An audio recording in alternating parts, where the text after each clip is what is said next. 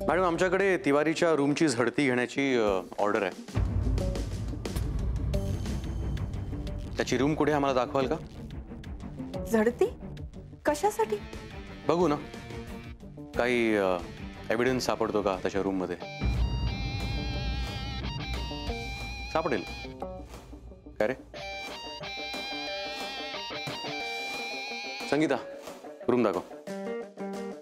चल गं.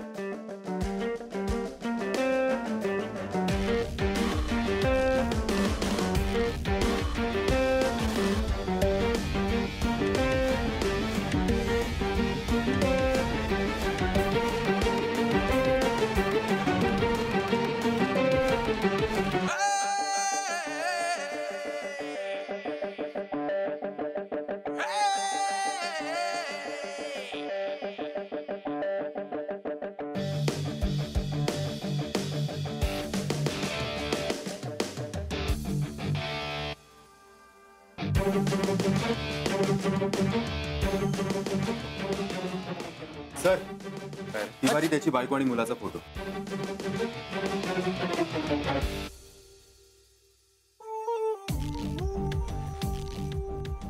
Very good. ठीक आहे ताब्यात. Yes sir. सर आणि एवढं महागडं परफ्यूम. घ्या सगळं कलेक्ट करा.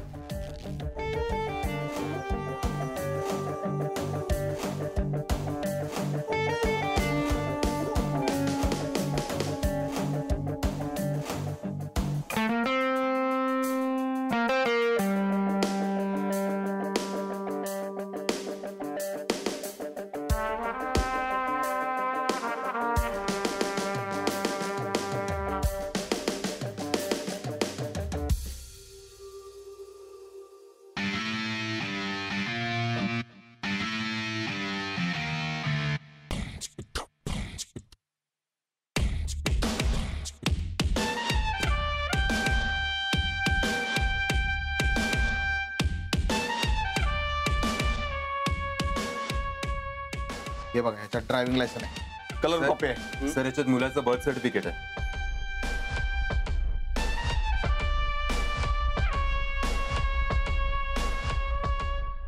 बरं एक काम करा, ही बॅग ताब्यात घ्या. केलं बॅग सील करून घे आणि घेऊन जाऊया आपण. Yes sir. घे बंद कर. सील कर.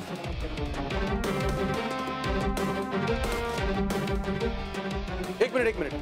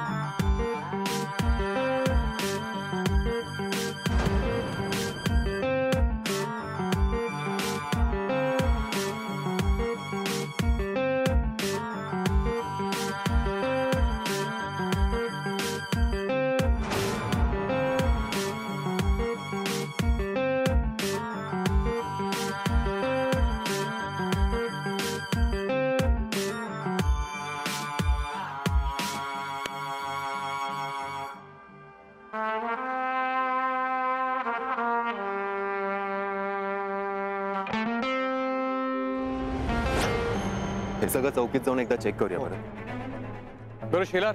Yes sir. तिवारीचा फोन सर्व्हेलन्सवर टाकलास? हो सर, सांगितलं होतं. Very good. आपण आता पोलीस स्टेशनला जाऊन ते सर्व्हेलन्सचा रिपोर्ट स्टडी करूया नीट. सर तुम्ही आता पोलीस स्टेशन मध्ये कशाला येता? यावंच लागेल. सर पण हॉस्पिटलमध्ये. नेहा आहे तिथे. पण सर मी काय म्हणतो, आम्ही पोलीस स्टेशन मध्ये जाऊन रिपोर्ट चेक करतो आणि तुम्हाला फोन करतो की. हो सर. हो सर, तुम्ही जा ना हॉस्पिटलमध्ये. मला थोड्या वेळ पोलीस स्टेशनला यायचं होतं, कारण एकतर तिवारीच्या घरी वस्तू सापडल्या त्या चेक करायच्या आहेत, सर्व्हेलन्सचे रिपोर्ट्स बघायचे आहेत आणि मला जरा तावडे सरांकडे महत्त्वाचं काम आहे. सर पण आई हॉस्पिटलमध्ये आहेत म्हणून आम्ही हे सगळं बोलतोय. सुरू आहे कळतंय मला, पण पोलीस स्टेशनला येणंही गरजेचं आहे. त्यात तिवारी ज्या प्रकारे गायब झालाय त्यांनी खूप प्रॉब्लेम्स होऊ शकतात आणि जर खरंच त्याला काही झालं असेल तरी केस अजून कॉम्प्लिकेटेड होऊ शकते. Okay sir. मी एक काम करतो, मी नेहाला फोन करून विचारतो तिकडे काय स्टेटस आहे. Okay sir. तुम्ही पुढे वा, मी माझ्या बाईकने येतो. Yes sir. चला.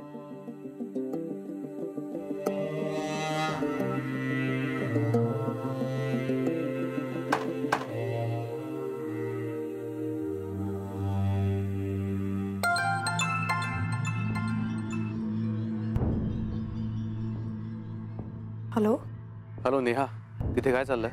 अजय, मम्मा पप्पा आलेत. हो का? बरं, आई कशी आहे? ठीक आहे. सलाईन आणि बाकी बरंच काही लावलंय. डॉक्टर्स येऊन तपासून जातात आणि सिस्टर्सही आहेतच. ओके. तू ठीक आहेस ना? हां, मी ठीक आहे ग. कधी येणार आहेस?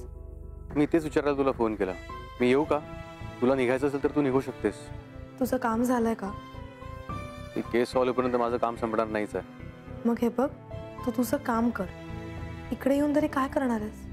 मला तेच कळत नाही. हा, तिथे यावंसं वाटतं आणि पोलीस स्टेशनला जाणंही गरजेचं आहे. हो, मान्य आहे मला, पण काही लागलंच तर मी तुला फोन करेन. आणि तसंही आई अजून शुद्धीवर येणार नाहीच आहे, तसं डॉक्टरांनीच सांगितलंय. मग इथे येऊन थांबून आपण फारसं काही करू शकणार नाहीये. अगं, पण मी तिथे असणं गरजेचं आहे ना. मग मी आहे ना. हे बघ, मला काही घाई नाहीये आणि उलट तू तुझ्या कामाकडे लक्ष दे आणि ते संपवून इकडे ये. म्हणजे इकडे येशील तेव्हा रिलॅक्स असशील. नेहा, नक्की ना? तुला थांबण्यात काही प्रॉब्लेम नाही ना? अजिबात नाही. ठीक आहे, थँक्यू. See you.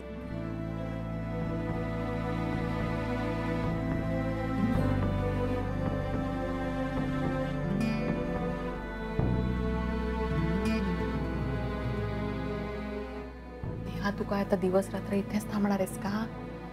आत्ताच ऑपरेशन झालंय ना त्यांचं. पण बाकी सगळे आहेत ना, नर्सेस, डॉक्टर्स. इमर्जन्सीला तुझा काय उपयोग? अगं, एवढं तर आपण केलंच पाहिजे मम्मा. सगळ्या अपेक्षा आपल्याकडूनच. मंजुषा, त्यात काही चुकीचं नाहीये, कळलं ना? अगं, आपल्या होणाऱ्या विहीणबाई आहेत त्या. त्यांच्या घरचं असं कोणी नसेल ना, तर आपणच तिथे असायला हवं. हो, रीत कळतीये मला.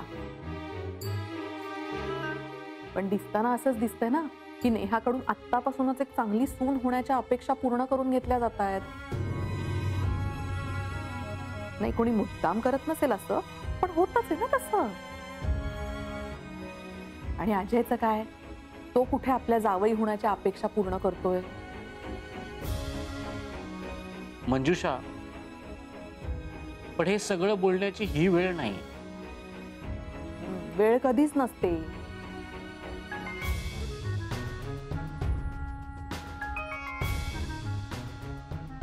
तुम्ही दोघं माझ्याकडे विलन असल्यासारखं बघू नका.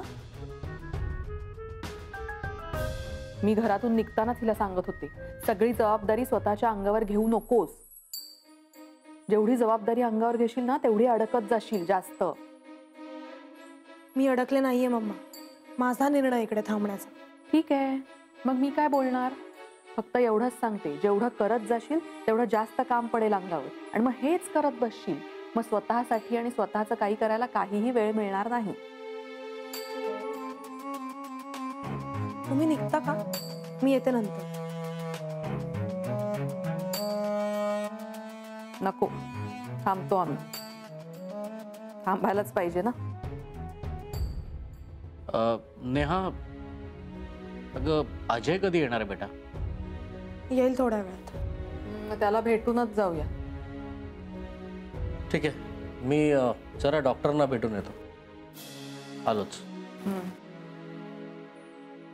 ये, बस जरा वेळ.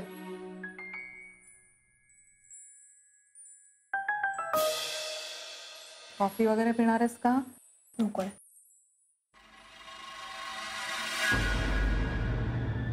पोलिसांना तिवारीच्या रूम मध्ये काही मिळालं का ग?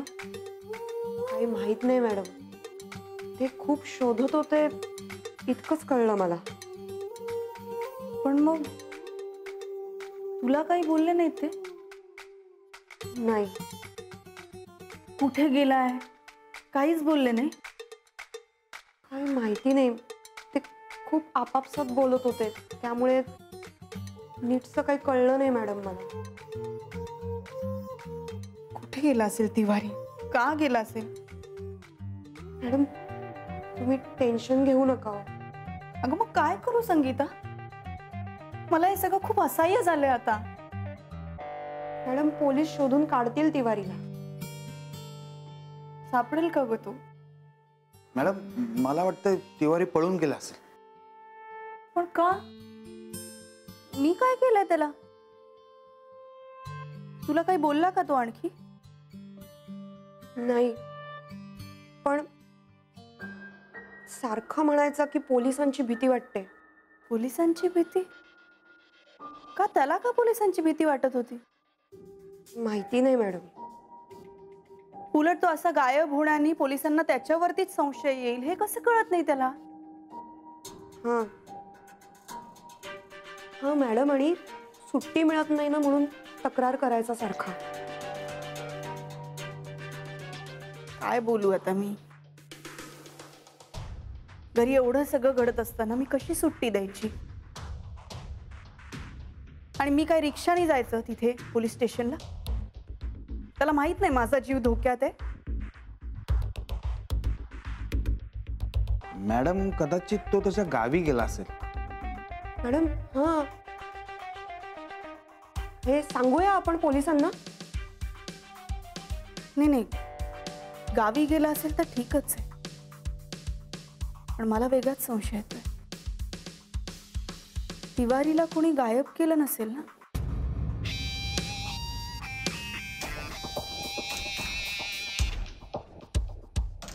रोज अशी भेटणारी माणसं अचानकपणे गायब होतात. खूप त्रास होतो ग.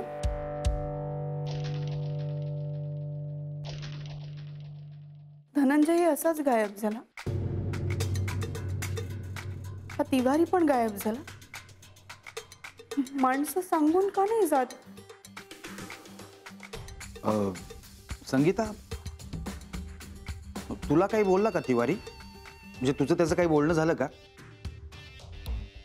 म्हणजे कुठे चाललाय, का चाललाय वगैरे? नाही. मीरा आणि गायत्री शेवटी जिंकल्याच. हेच हवं होतं त्यांना. माझी माणसं माझ्यापासून दूर करून मला एकटं पाडायचं, हेच हवं होतं त्यांना. शेवटी कंटाळून ना मी एकतर पळून जाईन किंवा जीव देईन. मग राहू दे या बंगल्यात आरामात त्यांना. पण माझं काय म्हणणं आहे, मला जरा सांगायचं ना की राणी तू इथनं निघून जा कायमची. मी गेले असते.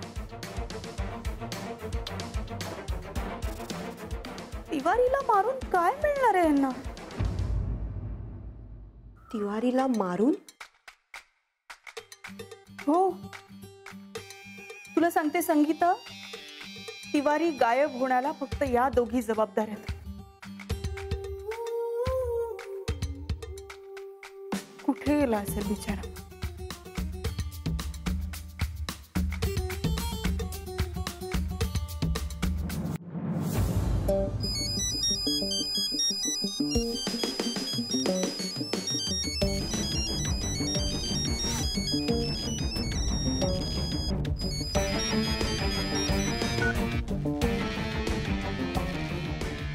मीराचा फोन होता. मीराचाच होता.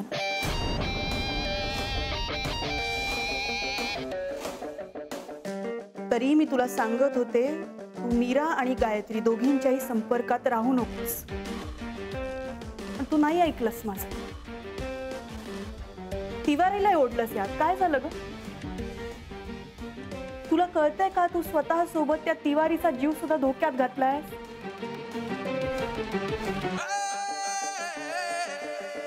संगीता, तिवारीने मला सगळं सांगितलंय.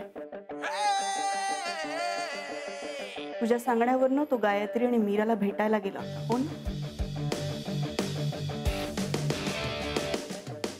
मॅडम, खूप भोळी आहेस का तू? भोळी आहेस.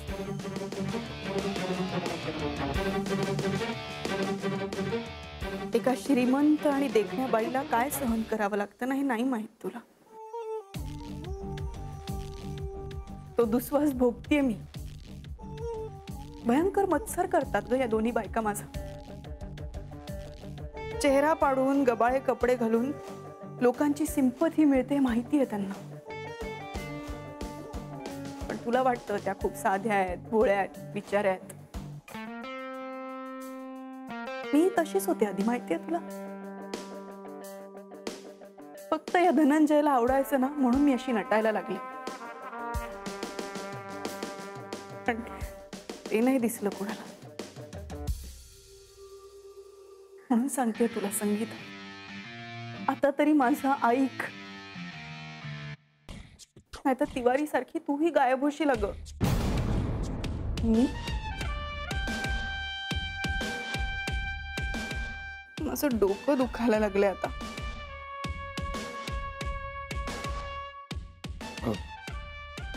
मॅडम मी तिला समजावतो, तुम्ही जा आराम करा. सांग रे बाबा, तूच काहीतरी सांग हिला. मला आता तिचीच काळजी वाटायला लागली. पडते मी, माझं डोकं खूप जडलंय.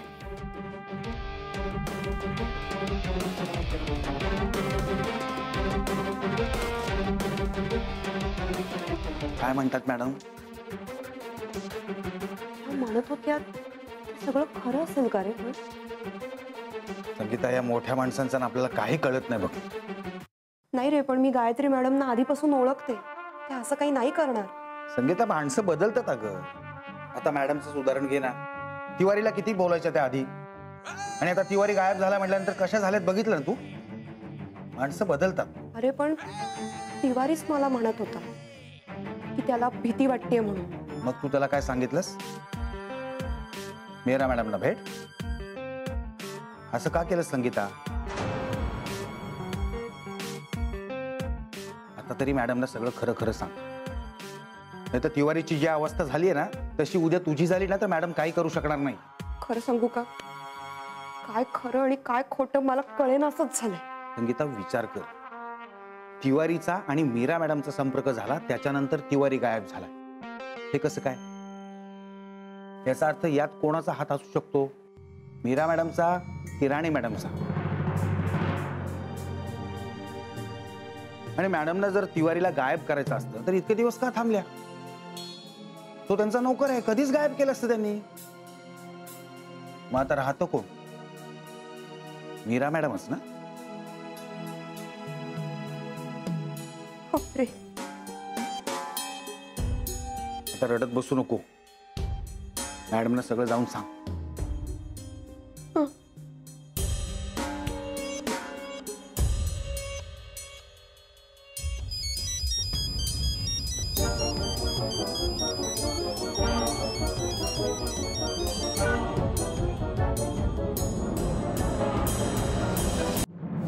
हो हेरडेकर, ते डॉक्युमेंट्स पाठवावं लवकर.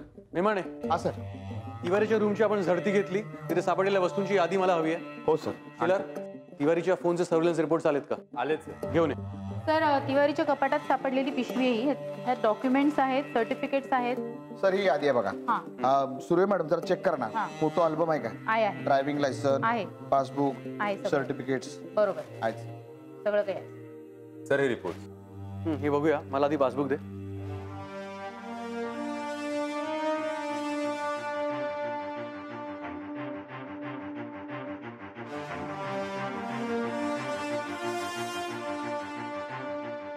प्रत्येक महिन्याच्या पहिल्या आठवड्यात 12,000 रुपयांची एंट्री आहे.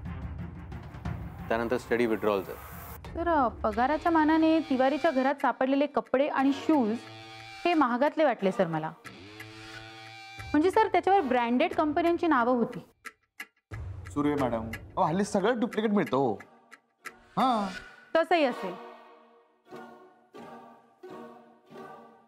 एक मिनिट.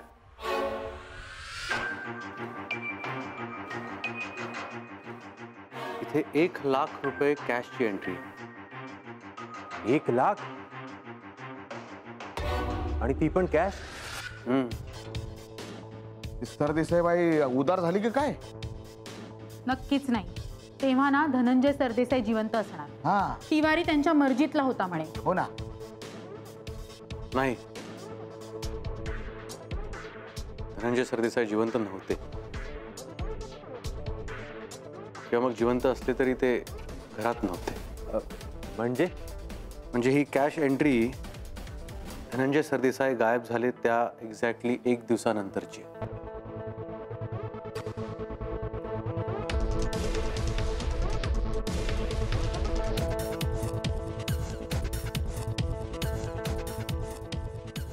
इथे अजून एक एंट्री आहे, 50,000 रुपये कॅश,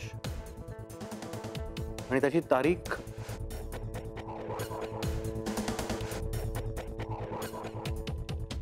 तारीख विकी पटवर्धनचा ऍक्सिडेंट झाला त्याच्या बरोबर 2 दिवस आधीची. सर मग हा निव्वळ योगायोग समजायचा की? नाही शेलार, त्या केसमध्ये कुठलीच गोष्ट योगायोगानं घडली नाहीये.